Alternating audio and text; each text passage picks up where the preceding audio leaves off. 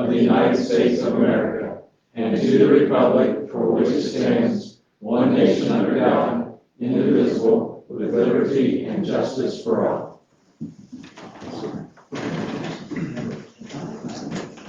All right, thank everybody for showing up. Just swapped it. Future board meetings, September 27th here at 6 o'clock. October 11th will be the only one in October. The second meeting, which is the 4th Tuesday, I believe that is, fall break, so we're going to take a break there too. And then November 8th at 6 p.m. all here.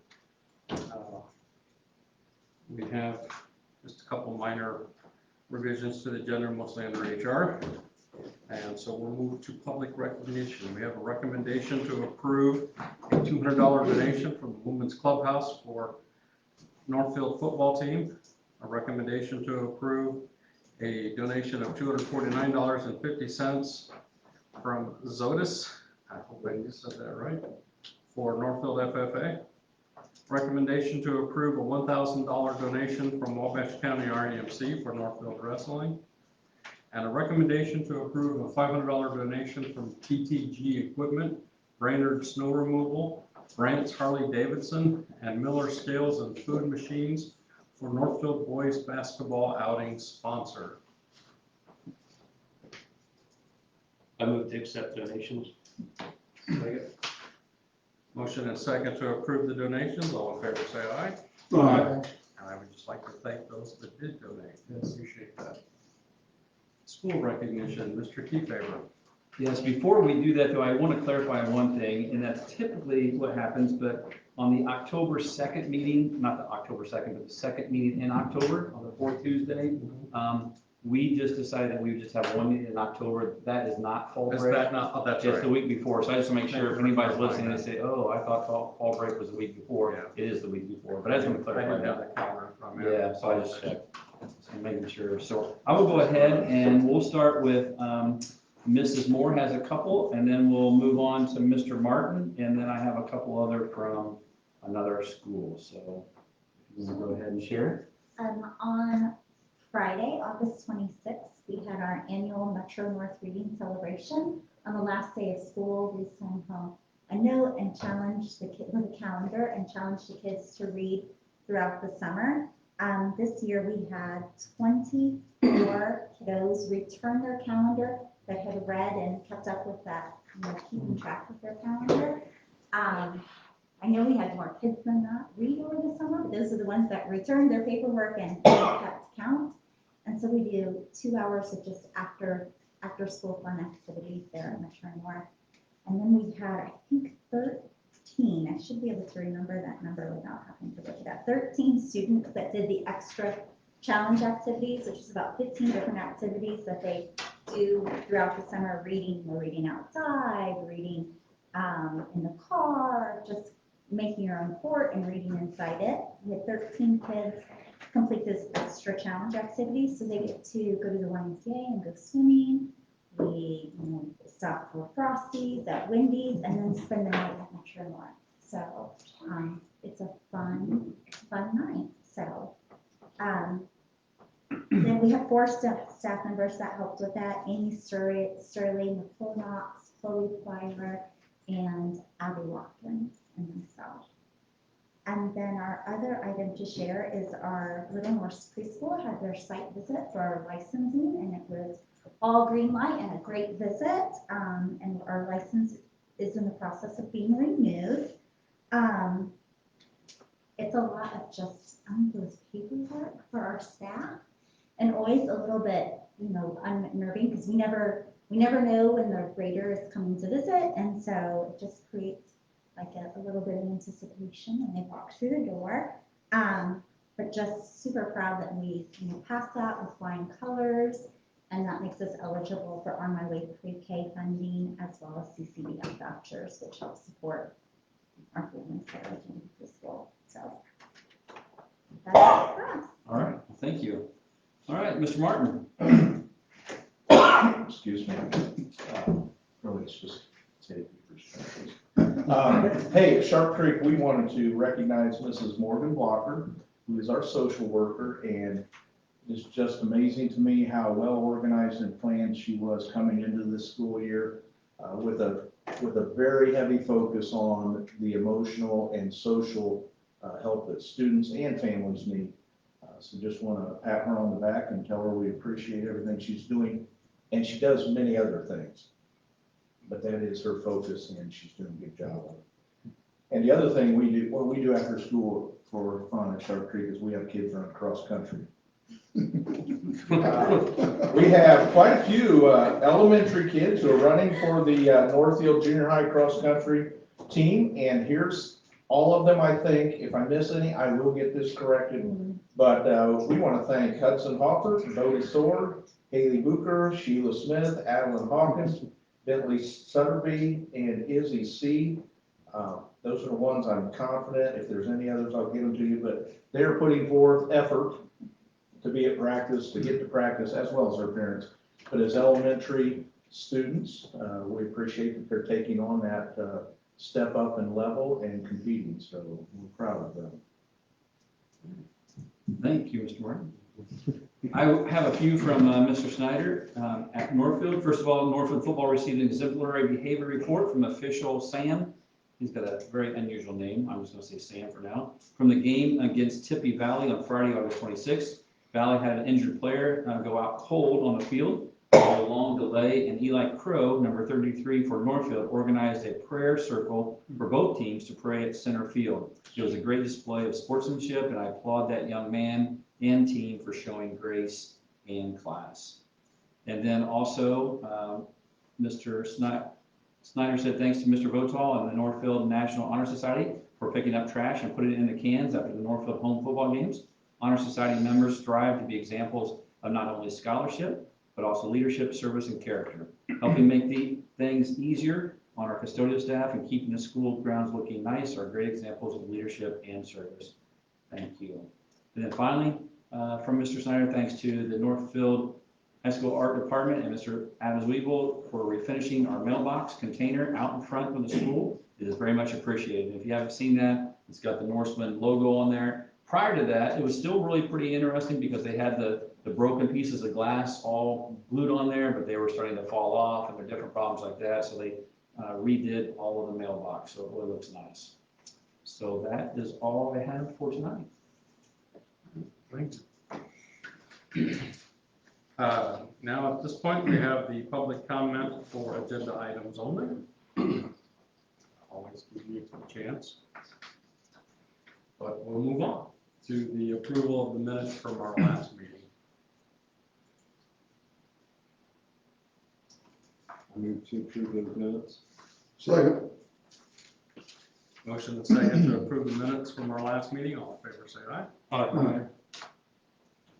Claims.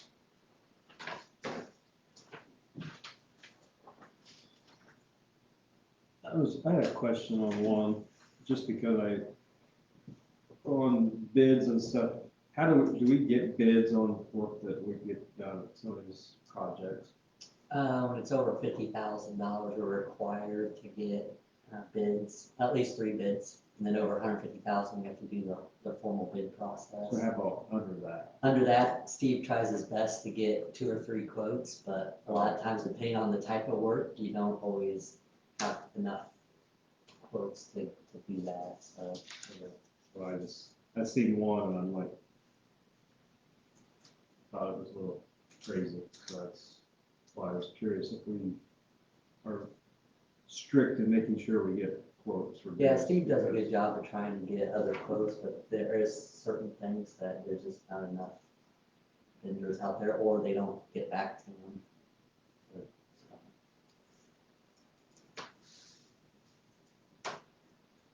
I move to approve those claims. Second. Motion and second to approve claims. All in favor, say aye. Aye. Okay, payroll.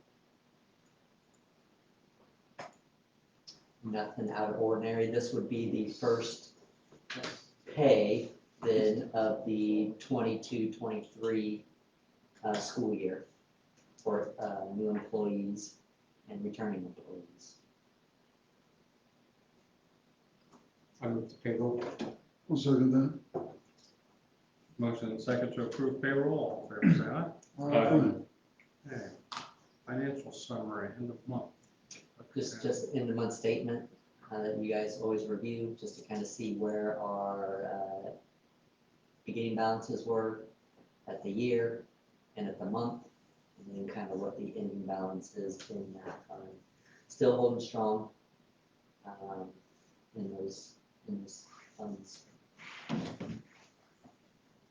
Almost a $19 million ending balance overall, so.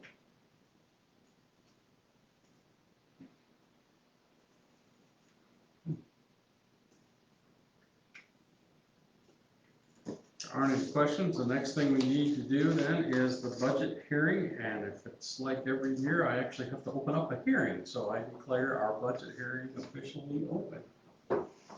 All right, so we won't spend a lot of time on this because we've already done a lot of preliminary things at board meetings, but this is just kind of to wrap it all up. So this is our 2023 budget hearing. It'll cover these funds, or what we have to submit a budget for to the and get it approved by the DLGF.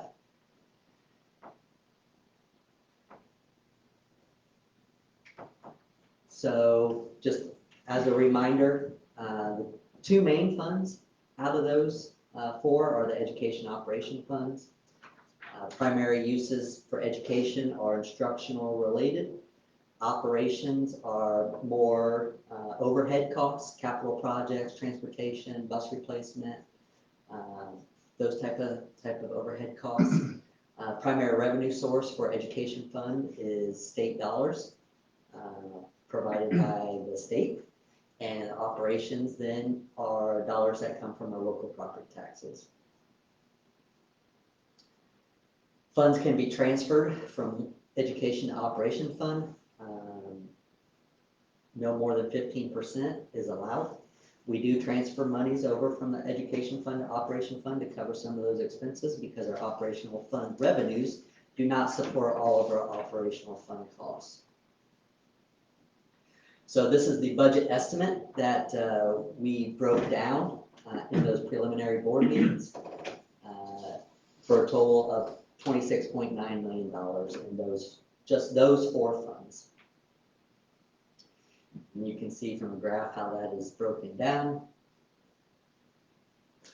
Education fund, like I mentioned, is supported by state dollars. State funding is the biggest source of all that. We do receive some other state source funding from summer school, transfer tuition, those type of costs. Transfer tuition comes from other school corporations, but again, that's based off of state funding. So when we look at our estimated revenue for our education fund for 2023, you can see that we're estimating about $16.8 million of revenue for our 2023 budget. And we know that about $2.2 million of that will be transferred over to operations fund. So you can see our primary revenue source is state funding, makes up almost 91% of the dollars that go into the education fund. As far as expenses are concerned, our biggest expense is salary and benefits when it comes to instructional needs. We do have some transfer tuition payments that we do pay out to other school corporations. The other big source is our payment or share payment to Heartland Career Center. And then that makes up, again, primarily salary and benefits for Heartland staff as well. So you can see estimated expenses then are at sitting close to $15 million. So we do feel pretty confident that our education fund revenues will be able to support our education fund dollars. Again, remembering that we are anticipating transferring about $2.2 million of that into operations fund. That's just a breakdown then graph-wise of where those expenses are. So when we look at our education fund and determining revenue, we have to look at our ADM. And so we have to kind of do a prediction of what we think that ADM will come out to be. So we look at it historically, which we kind of already did in one of our board meetings here. So nothing new here, that just kind of shows you where we've been historically to where we're at kind of now.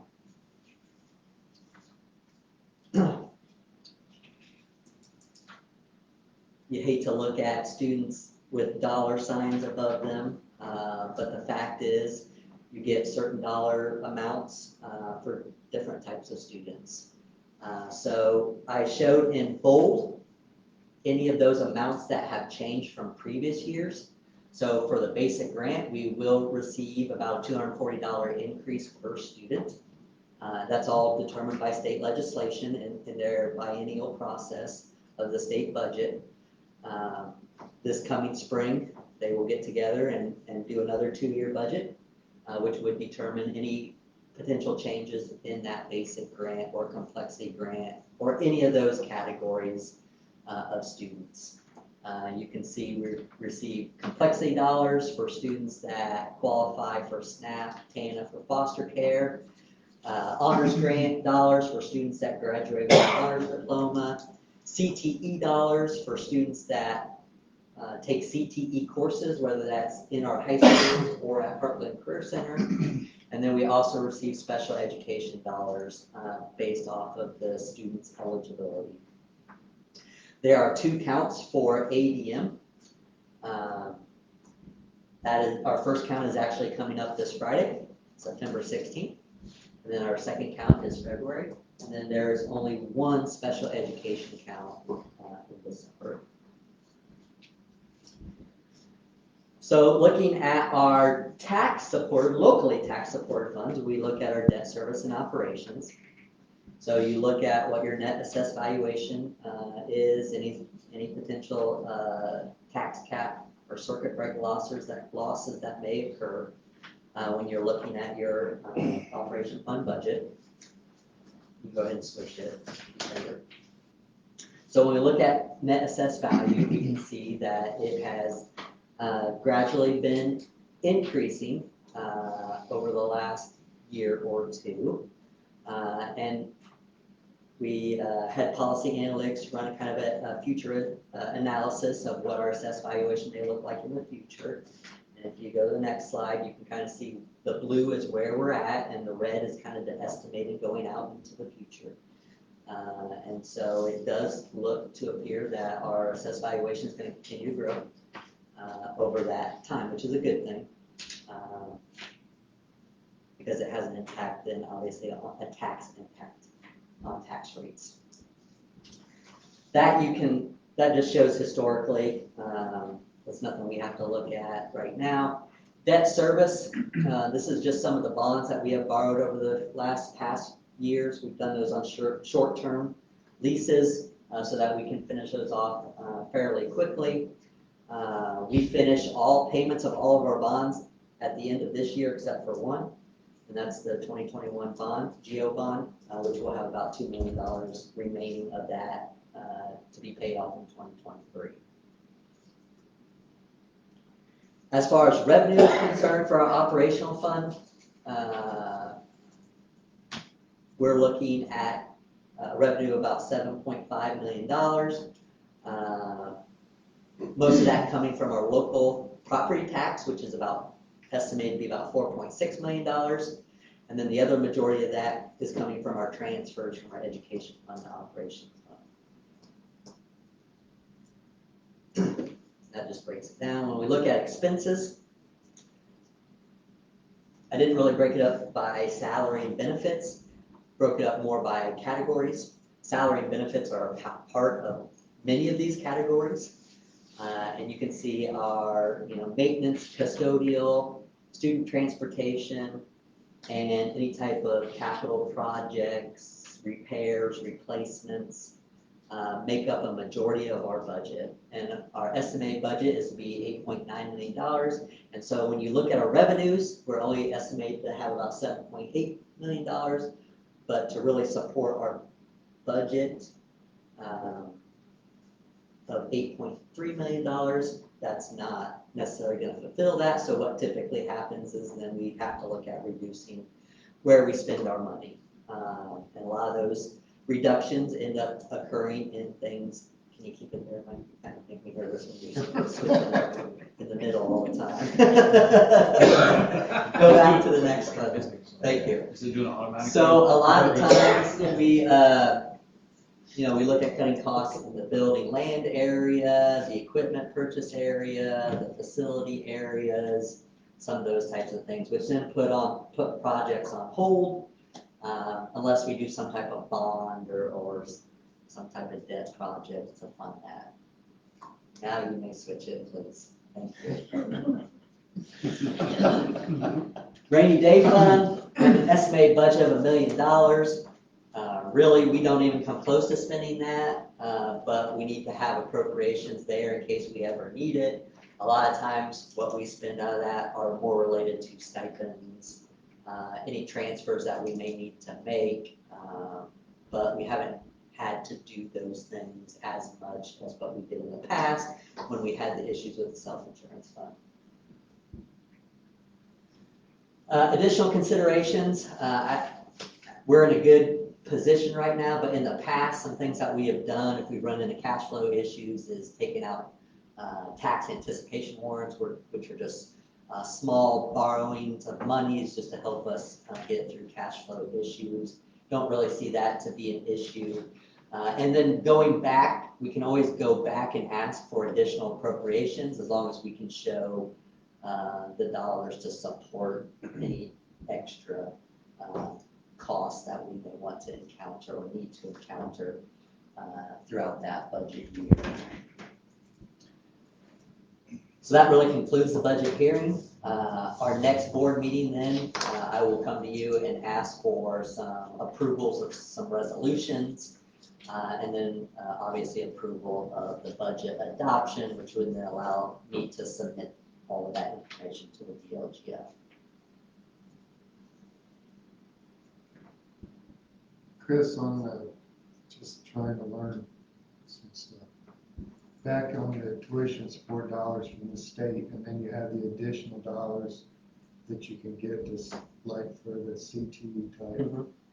Does the internship programs fall into Yep. extra funding? Yep. Do they classify what type of internship then, or is it just across the board? There's all kinds of different rates as far as the funding is concerned, depending on like if it's a high wage, high demand job, you might get more CTE dollars versus a low wage, low demand classification. So it's kind of all over the place as far as. Yeah, there's multiple groupings of that different. Yeah. But if you're in an internship program, then that's similar to going to a Heartland. Yes. Yeah. And we have other CTE programs within our local buildings. Within A lot of our BOAG programs, Family consumer family science. consumer science, Yeah. some of our business classes, those types of things. We also receive CTE dollars for. When you have if you have computer science classes, when that kind of. I believe so. Some of them. Thanks. You already mentioned it. No, that's just things we always look at. Okay. The last thing that I asked during this time in our budget hearing is just a resolution for appropriation modification. So when we do the budget adoption and I submit that, the deadline for the DLGF to get us a budget back is December 31st. And so, depending on when they get that budget back, we have 10 days to respond to that. That may not always fall within a time that we have a board meeting. And so what this resolution does is allows me to work with the DLGF representative to make adjustments to not only the 2023 budget, but even the 2022 budget if we have to help support that 2023 budget. And so that's all this resolution does. It just allows us to make those necessary modifications in appropriations. It's never additional appropriations. We've never asked for more appropriations, but we can always reduce appropriations if we need to. So, So Todd, that's dated today, do we need a motion, a resolution? yes, that's what I was asking for today, so. Yes. I'll make the motion to approve a resolution for appropriation modification. Second. Okay, we have a motion and a second to approve the resolution for appropriation modifications. Thanks for running around in that 10-day period. All in favor, say aye. Aye. And as far as the budget hearing is concerned, I don't know, I imagine we open it up for any comments about the budget hearing, and we would close it. So it is at this time open. Anybody has anything they want to say? Okay, it is closed now. Okay, so we'll move on. Under personnel, we have under resignation, Stephanie Fisher, paraprofessional, Metro North Elementary, Angie Driscoll, paraprofessional, Metro North Elementary, and Amanda Lyons, library aide at Northville High School. Under employment, Carla Dietrich, cook, Sharp Creek Elementary, Kim Heibarger, robotics coach at Southwood Elementary, Brittany Hoy, paraprofessional at Metro North Elementary, and Amanda Eviston, fifth grade volleyball coach at Southwood Elementary. We have 3 leaves there. You can see the beginning dates and the expected return dates for those employees. And under transfer, we have Sable Shu transferring from paraprofessional to library aide effective September 19th, 2022. But I don't have a school. That is the HR. That's it. Okay. I I move thought to, based on the last name it was going to be North, but. I move to approve the HR report. I'll second. Motion and second to approve HR. All in favor, say aye. I wonder if that one person that's resigned, it's gonna be grain farming or livestock farming she's in charge of? Well, she works there a little, so that they're Metro North. Yes, She's gonna go work with the Livermore okay. Little. one. Future, a little more so. There we go. She's gonna go watch our new grandson. I heard about that, but I didn't know if the other days were gonna be the livestock or the grain farming. She'll just be the for boss. She'll probably try to find a different job. Yeah. Something that pays better, better management. Just checking. Huh? I'm hoping cupcake. Huck, there you go. There we go. All you gotta do is ask. All right. Next up are reports. Heartland Career Center report. Matt, do you have anything for us? Nothing tonight. All right. Mr. Keyfaber, superintendent's report. Yeah, I just have a couple of things. First of all, we read a lot of different things, and when we read those things, sometimes it sparks an interest to look different things up. And so, for example, it's interesting, we talk about Wabash County and different things with Wabash County. And Niche is a company that actually looks at comparisons of a lot of different things, whether it's schools, whether it's counties, whether it's governments and things like that. But this was interesting. I found this online, and they advertise a lot, and they use a lot of different statistics from U.S. Census and expert insights. But Wabash County rankings, number 1 out of 92 best counties for retirees in Indiana. Thought that was interesting. They're actually 9 out of 92 for the counties with the lowest cost of living in Indiana. 9 out of 92. We hear a lot about different things in Wabash County, but they have compared that. And then the healthiest counties in Indiana, ranking 24th out of 92. Just thought that was interesting. And thought I would share that. There are different data metrics that you can look at, but that's just one, and that's just an interesting one. Another one I thought, I know that, if I can get this to come up, yeah. If Dr. Kuhn put some things together and to show some different things. So sometimes we look at different things that are put out there in our community. This is an interesting statistic and data that is received, and this is all data that you can get through the census and things like that. So will one county school district increase population? And so there's a lot of talk about that. So there are 20 counties in Indiana that have only one school district. Of course, the one that's most closest to us is Huntington. And of those, 16 of those counties had a decrease in population over the past 10 years. So that was a census from 2010 to 2020.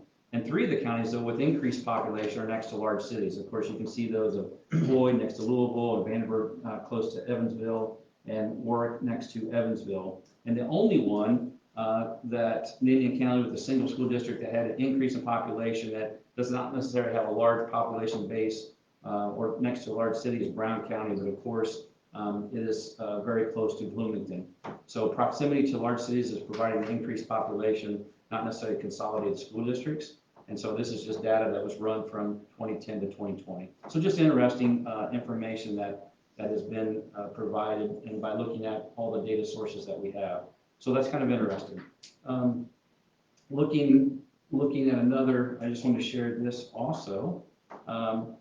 We have put this out with the project proposal. I'm not going to read through all this, but with our project proposal, the next thing I'll talk about is our informational meetings that we started to have and will continue to have. Interesting to note as far as the whole overview, I'm not going to read all this, but it talks about in the quote there, to bring up our buildings to today's standards and district needs, it costs as much as $70 million plus, and that does not include escalation costs over the several years it would take to do this. One thing that you have to also remember here is that we did not come up with that figure. That's the architects that come up with the figure that actually have done the studies that go along with the estimate of the actual building of a new high school and also repurposing and renovating Northfield and Southwood.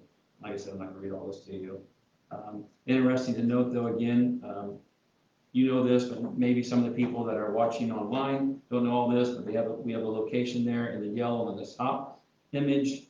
Some other pictures about the facilities and the learning commons, the electives, the classroom, core classrooms and labs that are available or that would be available. Some other things about the estimated cost, the 73.92 acres of land. Also the repurposing of both Northfield and Southwood.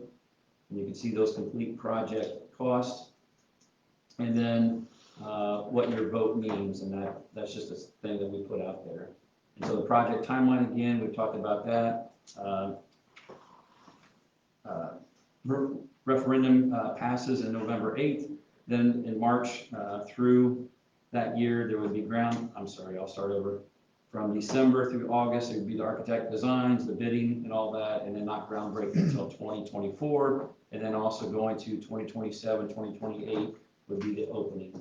So just want to remind everybody that you can get on the msdwc.org website to be able to find all that information. There's a lot of information on there. And we just ask the people, before they go to the polls to vote on November 8th, that they actually go and be informed about what is actually going to take place and not just listen to all the other chatter that's out there, but be informed by the information that is given.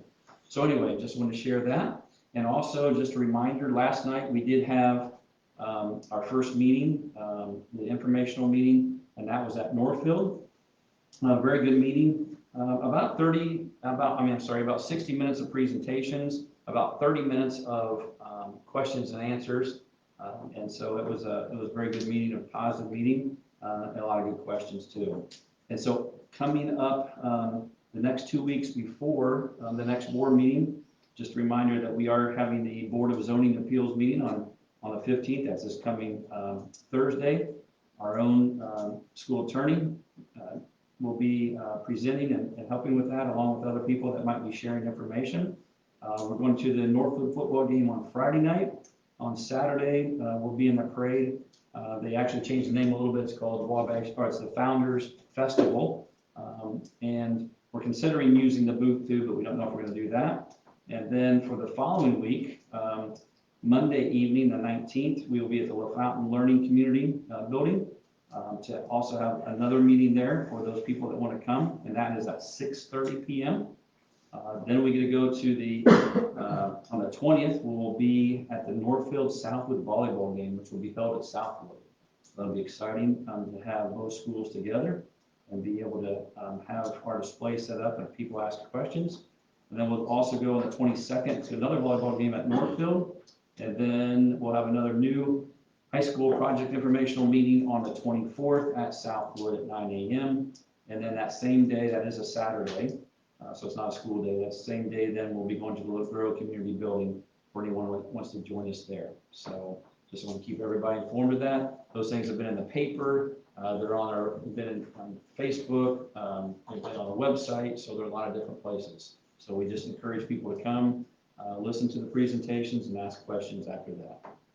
So I believe, Mr. Daisy, that's all I have. All right, thank you. Yes. I see Mr. Drake is not with us. I Do would you have say, something? yeah, I would just say that if Mr. Drake was here, he would mention that we have Dr. Adam Drummond here for our first ever full day professional development day that did not include e-learning. We've never had that before. And so Dr. Drummond gave us a lot of information that we can actually take back even on Monday to be able to do some different things. One thing we've been focusing on is a book called Focus. And on that focus is getting back to some of the basics. Sometimes we like to look at all the new things and just look at those and see how that can help. But yet we know that there are a lot of things that some of us, like even me, that learned back in the dark ages that are really very applicable to what we should be doing as far as instructional practices and different things like that. Checks for understanding, the relationship building, just the little things that you can do to help situations out. And so I don't know if any of the principals want to share any of that or not, but that's just a short little snippet. They actually also had their own meetings with their teachers and different things that went on, but there was a 2-hour session for both elementary and then for junior, senior high school. You guys want to share any of that, or you don't have to? Just, you get to share things later. All right, we're going to move on to new business. We have the presentations of the school improvement plans for Southwood Elementary, Metro North, and Sharp Creek. And I think you guys do straws or something. I think they said ladies first. So our plan year to year at Metro North doesn't change that much. The nuts and bolts are data updates. But we're going to continue focusing on building student achievement in reading, writing, math, as well as looking at our attendance. And our last one is just continuous improvement. That's okay. Through looking at our core prize slips and seeing how we are sharing that information with students. And then Mr. Bowman, you've been patiently awaiting, I think, looking at how our Little North, I feel like you ask me this every year, maybe not you every time, but looking at our Little North data, so I have some information for that. The other big thing I think that's new this year with our school improvement team is a joint professional development that our kindergarten and first grade teachers have voluntarily elected to participate in. It's a very intensive professional development that focuses on the science of reading. It's not necessarily a program that you go back and you implement, but it's to help us understand the reading brain and how we can better support our students in those early learning years. So both kindergarten and first grade teachers at those schools are participating in that. And I elected to do that training with them as well. And I would say it is more intensive than any college course I have ever been through. Just in the demands of our reading and our videos and our assignments. So it's intensive, but will also greatly impact student reading. So a little bit of preschool data. I will preface this with saying it's looking at our kiddos that were in Little North from the very beginning, and I just have their iRead scores. I also think we need to think about what happened during their elementary career, and that was COVID. So they lost 9 weeks of instruction when they were in first grade at what I would say as a former first grade teacher, their prime time and growth as a reader. That last 9 weeks of school is just imperative. And then smatterings of what could have happened to them, COVID in school that they may have missed. But in looking at their data, like school-wide iRead data for last year, those third graders that are now fourth graders, we had a pass percentage of 83%. That includes our kiddos that took the summer retest. So that is our freshest data. When we look at the 27 students that were in Little North that took iRead with us, 23 of those 27 students passed I-read, 4 of them did not. And so that I-read pass for our littles was 85%. I don't want to dilute that data at all, but I also think it's important to mention that 4 of those 2 students that didn't pass qualified for a good cause exemption, which means that they had an IEP and their case conference team determined that they either didn't need to take I-read or that they were going to be promoted to 4th grade based on what we know about that student. So anywhere between, however you want to look at that data, 85% of our little Norths or 92% that our overall pass rate was 83. So I think that is a very wise investment for student achievement. I don't have all of the data for little Ninth, but I would assume, well, I know theirs will be higher because their overall IB pass scores were a little bit higher than our side. So comparable, but probably a little bit more. So. Yes. I don't know. I can do this. Okay. This is the first time I've had to do one of these.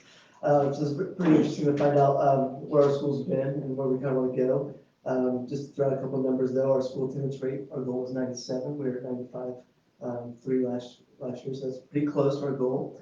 Our I-read, we were at 93%, with the other 7% being good cause exemption. So basically everybody that didn't have an IEP passed at Southwood Elementary the I-read last year, so that's pretty good. Math numbers weren't as good as what we hoped, but I think with this new Eureka Squared curriculum that we just implemented that we're implementing this year, we're hoping that'll help. I know the teachers are still learning this new curriculum, so they're learning it with the students as well. So it'll be interesting to see how that helps our scores moving on. One of the things that we looked at this fall that we noticed throughout the school is our benchmarking was kind of inconsistent throughout the grade levels and teachers.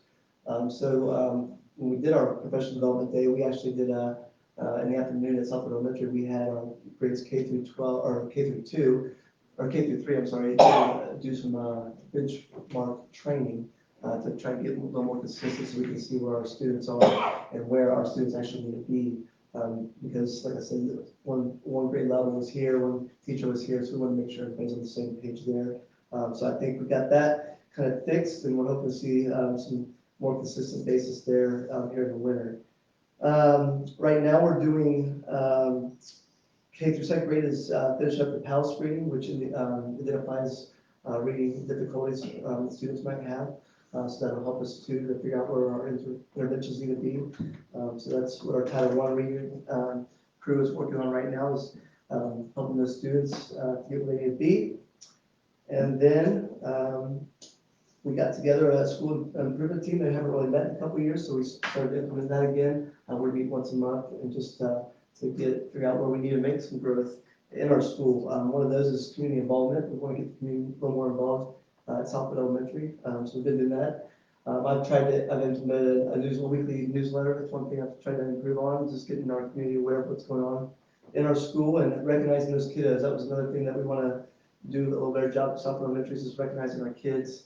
You guys saw the big screen in the lobby here, where we just put one of those up at Southwood L as well, just because we want to get those kids up there and get them recognized for their accomplishments and the good job they're doing. We have a really good staff. We have awesome kids too that just need to get that recognition out there for them. So off to a good start so far. I've been really impressed with the school and with the staff and the kids, and the transition for me has been fairly easy. Well, I shouldn't say easy, but it's been a good transition. So I couldn't ask for a better start for the year, being new. So I guess that leaves you, Mr. Martin. Yes. Thank you. The school improvement plan, as Jeanette already said, it tends to not change a lot from year to year, and that makes sense if your staff's not changing a lot. But we are trying to, at Sharp Creek, just clean up the actual document a little bit, make sure everything's still accurate, do away with some of the older citations of what we're doing or what we put into action and has been in action for years. So looking at the document pretty closely, and as Casey said, try to make that a routine part of our school year. It meets requirements. That's why it exists. That school improvement plan exists to meet requirements that are mandated. But it does a good thing for us. It helps us all in that building think together and have something to continue to look at, think at as far as our improvement goals. Mandated, I learned, there's English language arts and math goals. We also have an I read 3 goal, and then attendance is another mandated. 97% is the ongoing attendance, and we were real darn close, a little bit under that, 96 something. And then in the I learn realm, we actually this year have established, I don't know if you got a chance to look at it, but we have incremental goals set up for the next 3 years. Just attempting to be very realistic with our goal for this year, improving over last year and then the next year. And we'll have the opportunity to tweak those and adjust those each year before the fall. We have also, one of our big pushes is for reading. We're certainly not satisfied with 86% I read 3 success, and a lot of that coming through a very good summer school program and what was accomplished there. Kids are all different, obviously. Some grade levels come through, some have dealt with COVID in key parts of their education, not all have. But we feel like we've done some things this year with our paraprofessionals, a little better training for them, scheduling them a little better to actually spend time with kids in a reading situation where they know a little more to be successful in the nuts and bolts of teaching kids to read and improving kids' reading by progress monitoring them on a level that is appropriate for a paraprofessional. And we will continue to look at the strategies and interventions, which is a big part of the document. Here's what we're doing in the area of reading to help kids. Maybe that's we guarantee their master schedule will have X number of minutes of reading time in it. Those kinds of things. What we've got in place, we keep looking at those and we keep seeing if there's something we can do better. As Mr. Kiefaber mentioned, but we're always trying to focus too. We're always trying to, what really has the biggest impact, what research says is really going to make the biggest difference. And sometimes there's a lot out there to consider. And so it is a continual process of trying to focus on what can actually be done with the time we're given every day to help kids, to improve them. And then the document also includes then professional development that's happened recently and planned, and we have a staff that's very willing to take a day away from the classroom, which is not a vacation. It's just more work to prepare for a sub and then go take the day and professionally develop it. We've got staff very willing to improve themselves. So that's tracked in our document. We track things that make us parent and community family friendly. What are we doing to communicate with people in the homes of our students? That's all listed and tracked in there. Our PBIS, Good Citizen Program, Mrs. Moore referenced theirs. How are we rewarding students for good behavior and good choices, and therefore is it impacting the poor choices that cause us to have to deal with consequences and things. So we got technology in there, how we provide a safe and disciplined learning environment. Those are some of the big keys, but if you just look at the table of contents, you get a real good idea of what is expected and what's contained in that document. So, really appreciate that we have Monica Kuhn as our parent representative. Appreciate that. We're going to hold Tinley back next year so Monica can continue on that. But we do appreciate that we have a parent who's willing.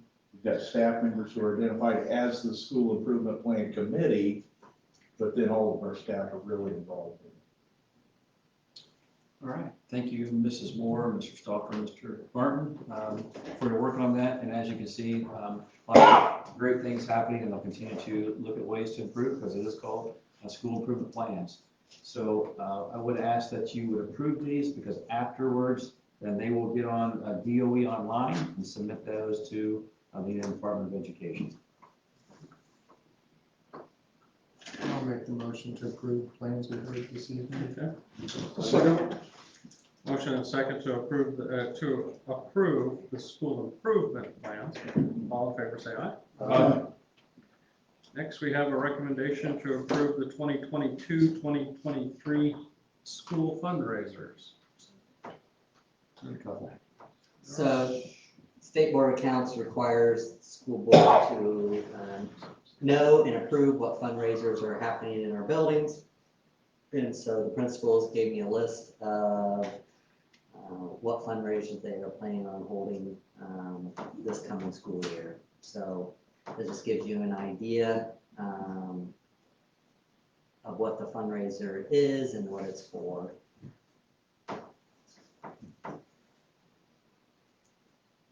So we just need approval of the school fundraisers for the 22-23 school year. I'll make a motion to approve the 2022-2023 school fundraisers. Second. Motion and second to approve the school fundraisers for this year. All in favor, say aye. Aye. Next, we have a recommendation to approve the extended field trip for Northfield FFA to attend the FFA National Convention in Indianapolis, Indiana on October 28th. So Second. Motion and second to approve the extended field trip for Northfield FFA. All in favor, say aye. Aye. Next is a recommendation to approve the camping trip for Southwood fourth grade to Camp Tecumseh in Brookston, Indiana. So moved. second. Motion and second to approve the Camp Tecumseh trip for Southwood fourth graders in November. All in favor, say aye. Aye. And finally, a recommendation to approve the camping trip for Sharp Creek fourth grade to Camp Tecumseh. I should probably just lump those together. I need a motion for that. So Second. Motion and second to approve the camping trip for Sharp Creek to go to Camp Tecumseh. All in favor, say aye. Aye. All right. We have no unfinished business or board policy. We'll open it back up for public comment on anything. Okay. Any items from board members?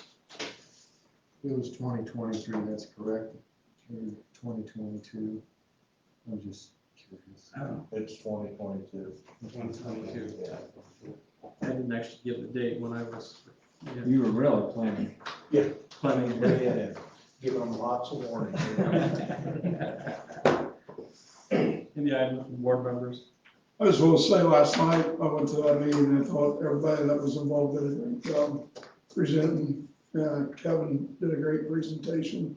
You guys need to watch it, it's recorded. Same with Scott, right, you recorded it, is it gonna be?